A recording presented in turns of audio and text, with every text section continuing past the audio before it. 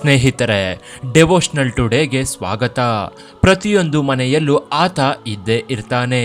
ಆತನ ರೂಪವಿಲ್ಲದ ಮನೆಯಿಲ್ಲ, ಆತನನ್ನು ಪೂಜಿಸದ ಮನೆಯಿಲ್ಲ, ಆತನಿಗೆ ಕೈ ಮುಗಿಯದ ಭಕ್ತನಿರೋದಿಲ್ಲ. ಆತ ಬೇರೆ ಯಾರೂ ಅಲ್ಲ, ಕಲಿಯುಗದ ಬ್ರಹ್ಮ, ನವವ್ಯಾಕರಣ ಪಂಡಿತ. 4 ಯುಗಗಳು ಸೇರಿದ್ರೂ ಆತನ ಪರಾಕ್ರಮವನ್ನ ವಿವರಿಸಲಾಗದಂತಹ ಅತುಲಿತ ಬಲಧಾಮ ಹನುಮಂತ.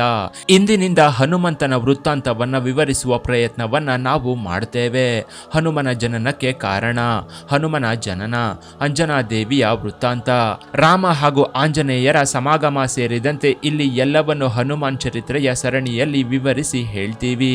ಇದು ಪ್ರತ್ಯೇಕ ಭಾಗಗಳಾಗಿ ಬರೋದ್ರಿಂದ ತಪ್ಪದೆ ನಮ್ಮ ವಿಡಿಯೋಗಳನ್ನು ನೋಡಿ ನಮಗೆ ಸಪೋರ್ಟ್ ಮಾಡಿ. ಆ ಹನುಮಂತನ ಕೃಪೆಗೆ ಪಾತ್ರರಾಗಿ ಅಂತ ಹೇಳ್ತಾ ಮೊದಲಿಗೆ ಹನುಮನ ತಾಯಿ ಅಂಜನಾ ದೇವಿಯ ಪೂರ್ವ ಜನ್ಮದ ವೃತ್ತಾಂತವನ್ನ ಹೇಳ್ತೀವಿ ಕೇಳಿ. ಅಖಿಲ ಭೂತದಯ ಗರಿಷ್ಠನಾದ ವಸಿಷ್ಠನು ಶತಾನಂದನನ್ನ ಕಂಡು ಈ ರೀತಿ ಹೇಳಿದನು. ಶತಾನಂದ ಕೇಳು ಎಂದು ಹೇಳುತ್ತಾ ರಾಮಚಂದ್ರನು ಸೀತೆಯೊಂದಿಗೆ ಈ ರೀತಿ ಹೇಳಲಾರಂಭಿಸಿದ. ದೇವಿ ಜಾನಕಿ ಅನಂತರ ಗೌತಮ ಮುನಿಯು ಶತಾನಂದನನ್ನು ನಿಮ್ಮ ತಂದೆಯಾದ ಜನಕ ಮಹಾರಾಜನ ಬಳಿಯಲ್ಲಿ ಪುರೋಹಿತನನ್ನಾಗಿ ಸೇರಿಸಿದ್ದ. ಮಗಳಾದ ಅಂಜನಾಳೊಂದಿಗೆ ಹರ್ಷ ವಿಷಾದಿಗಳನ್ನ ಆವರಿಸಿಕೊಳ್ಳಲು ಈ ರೀತಿ ಹೇಳಿದ್ದ. ಮಗು, ನಿನಗೆ ಯುಕ್ತ ವಯಸ್ಸು ಬಂದು ನಿನಗೆ ಕನ್ಯಾವಸ್ಥೆಯು ಸಮೀಪಿಸುತ್ತಿದೆ.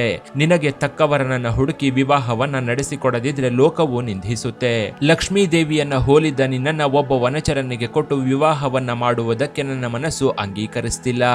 ಮಗಳನ್ನ ಹೆತ್ತ ತಂದೆ ತಾಯಿಯರಿಗೆ ಉಳಿಯುವುದು ದುಃಖವೇ ಅಲ್ಲವೇ? ಎಂದಿಗಾದ್ರೂ ಈಕೆ ಪರರ ಸ್ವತ್ತೆ ಎಂದು ತಿಳಿದರೇನೆ ನೋವುಂಟಾಗುತ್ತೆ. ಎಂತಹ ಪತಿ ಸಿಗುತ್ತಾನೆಂದು ವೇದನೆಯಾಗ್ತಿದೆ. ನಿನಗೆ ಸಿಗುವ ಅತ್ತೆ ಮಾವಂದಿರು ಹೆಣ್ಣು ಮಕ್ಕಳು ನಿನ್ನ ಸಂಸಾರವನ್ನ ಯಾವ ರೀತಿಯಾಗಿ ಮುನ್ನಡೆಸುವರು ಎಂಬ ಭಯವಿದೆ ಎಂದು ಈ ರೀತಿಯಾಗಿ ಗೌತಮ ಮುನಿಯು ಚಿಂತಿಸುತ್ತಾ ನಿಜಕ್ಕೂ ಈಕೆಯ ಜೀವನದಲ್ಲಿ ಇಂತಹ ಯೋಗವು ಉಂಟಾಗೋದಕ್ಕೆ ಈಕೆ ಹಿಂದಿನ ಜನ್ಮದ ಕರ್ಮಫಲವೆಂತಹದೆಂದು ತಿಳಿದು ಆತ ಅಂತರಂಗ ದರ್ಶನದಿಂದ ಗ್ರಹಿಸಿ ನಂತರ ಅಂಜನಾಳೊಂದಿಗೆ ಈ ರೀತಿ ಹೇಳಿದ್ದ.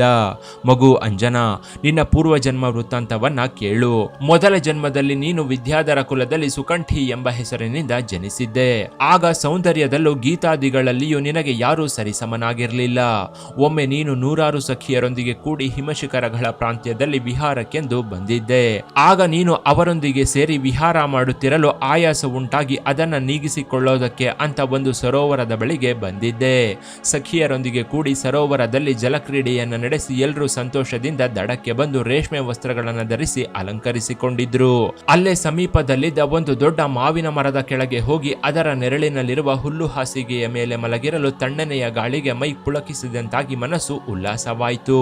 ಅದೇ ಸಮಯದಲ್ಲಿ ವಾಯುದೇವನು ಭರಿಸಲಾರದ ಶಿವ ತೇಜಸ್ಸನ್ನ ಹೊತ್ತು ಹೊರಲಾರದೆ ದಣಿವಿನಿಂದ ಆಯಾಸದಿಂದ ಶಕ್ತಿಹೀನನಾಗಿ ಅತ್ತಿತ್ತ ಒದ್ದಾಡುತ್ತಾ ಗಗನ ಮಾರ್ಗದಲ್ಲಿ ಸಂಚರಿಸುತ್ತಿದ್ದ. ಆತನನ್ನ ಕಂಡು ನೀನು ನಕ್ಕಿದ್ದೆ.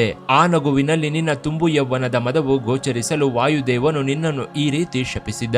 ಎಲೈ ಮದವತಿ, ಅಪಾರ ತೇಜಸ್ಸುಳ್ಳ ಶಂಕರ ತೇಜವನ್ನ ಹೊರುತ್ತಾ ನಡೆಯಲಾಗದ ನನ್ನನ್ನ ಕಂಡು ಪ್ರೌಢಾವಸ್ಥೆಯಲ್ಲಿರುವುದರಿಂದ ಅಪಹಾಸ್ಯ ಮಾಡುತ್ತಾ ನಗ್ತೀಯ. ಮುಂದಿನ ಜನ್ಮದಲ್ಲಿ ನೀನು ಒಂದು ಕೋತಿಗೆ ಪತ್ನಿಯಾಗಿ ಈ ಶಿವ ತೇಜಸ್ಸನ್ನ ಧರಿಸಿ ಒಬ್ಬ ಪುತ್ರನನ್ನ ಹೆರ್ತೀಯ ಎಂದು ಶಪಿಸಿದ್ದ. ಮಗು ಅಂಜನಾ, ಅಂದು ಶಪಿಸಿದ ವಾಯುವಿನ ಫಲವೇ ಈ ಜನ್ಮದಲ್ಲಿ ಈ ರೀತಿಯಾಗಿ ಪ್ರಾಪ್ತಿಯಾಗಿದೆ. ಇದು ದೈವಕೃತ.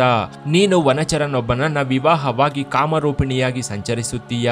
ಮಗು ಅಂಜನಾ, ನಿನಗೆ ಪತಿಭಕ್ತಿ, ನಿತ್ಯ ಯೌವನವತಿ, ಸತ್ಯಶೀಲವತಿ, ನಿಗ್ರಹಾನುಗ್ರಹ ಸಾಮರ್ಥ್ಯಗಳನ್ನು ನಿನಗೆ ವರಗಳನ್ನಾಗಿ ಪ್ರಸಾದಿಸುತ್ತಿದ್ದೇನೆ ಎಂದು ಹೇಳಿ ತಪಸ್ಸನ್ನಾಚರಿಸಿಕೊಳ್ಳಲಿಕ್ಕೆಂದು ದೇವತೆಗಳು ವಿಹಾರ ಪ್ರಾಂತವಾದ ಹಿಮಾಲಯ ಪರ್ವತ ಪ್ರಾಂತಕ್ಕೆ ಅಂಜನಾಳನ್ನ ಕರೆದುಕೊಂಡು ಹೊರಟು ಹೋಗ್ತಾರೆ.